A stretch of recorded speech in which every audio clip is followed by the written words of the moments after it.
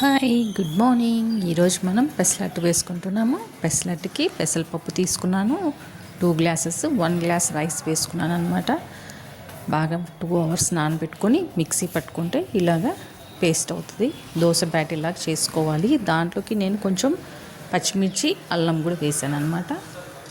Mixie పట్టుకున్న తర్వాత ఇలా దోశ వేస్తున్నాను. పెసరట్టు కారం విత్ జీలకర్ర చాలా బాగుంటుంది. మీరు తప్పకుండా ట్రై చేయండి ఒకసారి. ఇలా దోశ వేసుకున్నాను కదా, ఇప్పుడు కొంచెం జీలకర్ర వేస్తున్నాను నేను. కొద్దిగా మసాలా కారం చాలా బాగుంటుంది. కారం మనం ముందే చేసి పెట్టుకున్నాం అనమాట. కారము దోశలో కూడా బాగుంటుంది, నార్మల్ దోశకు కూడా, పెసరట్టు దోశకు కూడా చాలా బాగుంటుంది కారం వేసుకుంటే. ఇప్పుడు కారం వేసుకుంటున్నాం.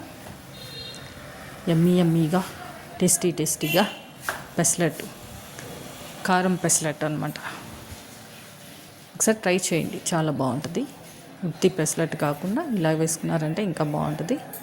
పెసరట్టు ఉప్మా కాంబినేషన్ కానీ, ఉల్లిపాయ పెసరట్టు కానీ చాలా బాగుంటుంది కదా. అలాగే టర్న్ చేసుకున్నాను. ఇప్పుడు కొంచెం ఫ్రై అయింది, బ్రౌనిష్కి వచ్చేసింది, చూసారు కదా, బాగా కలర్ బాగా వచ్చింది. ఇప్పుడు తీసి ప్లేట్లో సర్వ్ చేసుకుందాం. చూసారు కదా, ఇలా ప్లేట్లో సర్వ్ చేశాను నేను. యమ్మీ టేస్టీ పెసరట్టు, కారం పెసరట్టు విత్ జీలకర్ర, గ్రీన్ చట్నీ, పుదీనా చట్నీ, కొత్తిమీర చట్నీ అండ్ టమాటో చట్నీతోటి. మీరు తప్పకుండా ట్రై చేయండి. అల్లం చట్నీతో కూడా చాలా బాగుంటుంది పెసరట్టు. ఒకసారి ట్రై చేయండి తప్పకుండా. Thank you. First time video చూస్తే లైక్ చేయండి, షేర్ చేయండి, సబ్స్క్రైబ్ చేసుకోండి. తప్పకుండా ట్రై చేయండి పెసరట్టు కారం విత్ జీలకర్ర. Thank you. బాయ్.